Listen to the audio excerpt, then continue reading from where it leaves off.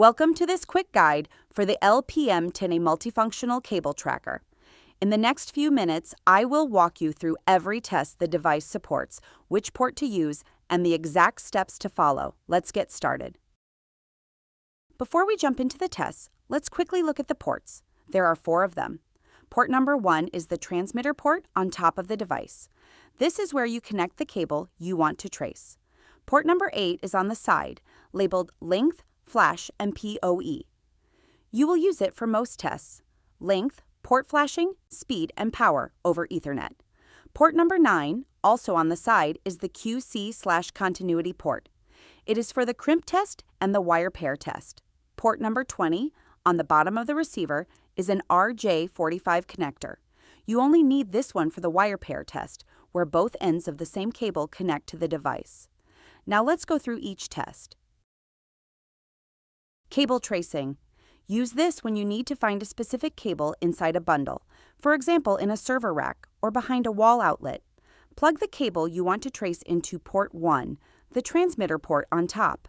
Then, on the device, go to Menu and choose Cable Test. You have 2 options. Normal uses an analog signal. It is strong and clear. Anti-interference uses a digital signal and is better in noisy environments with many cables nearby. Pick the option that fits your situation. Press the M button to start. Now take the receiver, switch it on, and slowly sweep it along the bundle. The cable you are looking for will give the loudest tone. That is your target cable.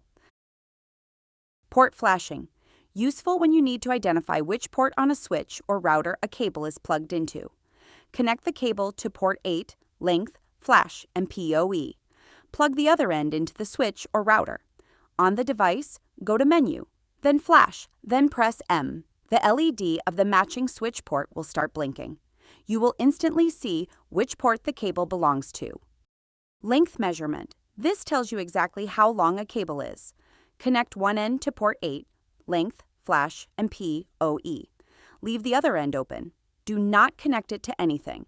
Go to Menu, choose Length, and use the left and right buttons to pick a unit: meters, centimeters, or inches. Press M. The length appears on the screen, accurate within a few centimeters. Crimp test. After making your own network cable, use this to check that the RJ45 connector is crimped correctly. Plug the connector into port 9, the QC/continuity port. Just one end is needed. Go to Menu and select Crimp Test. The screen shows each of the 8 wires. Green means the wire is connected. Red means it is broken or wrongly crimped. If you see a calibration error, long press the right button to calibrate the device. Non-contact voltage, or NCV. This lets you check if a wire or socket is live without touching it. You only need the receiver here. The transmitter stays out. Switch the receiver on, then press the NCV button. Bring the probe close to the cable or socket. If voltage is present, the receiver will sound a warning tone.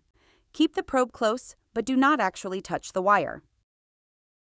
Speed test. Find out the link speed of a network cable.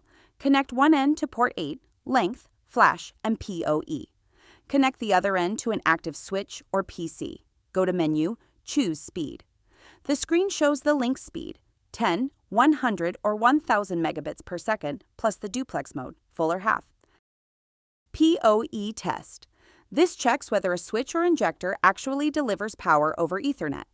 Connect the cable from the PoE source to port 8, length, flash, and PoE. Go to Menu, select PoE. The display shows which wire pairs are powered, the supply mode, the protocol standard 802.3 AF, AT, or BT, and the power class. Very useful for verifying that an access point or camera will get the right power. Wire pair test, also called the docking test. This one needs both the transmitter and the receiver because we test both ends of the same cable. Plug one end of the cable into port 9, QC/continuity, on the transmitter.